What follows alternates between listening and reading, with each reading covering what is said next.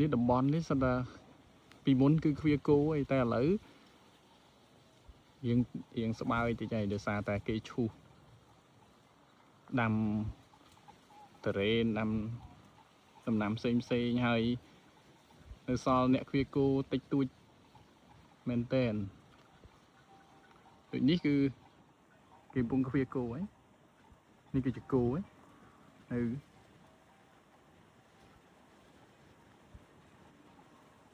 នេះសាច់គោហ៎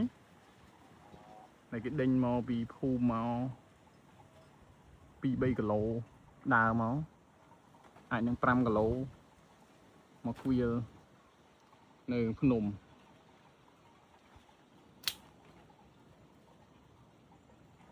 ហើយមើលទេសភាពទៅគឺភ្នំព័ទ្ធជុំវិញតែម្ដង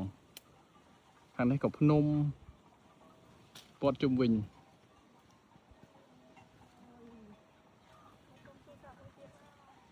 នេះសិតភ្នំ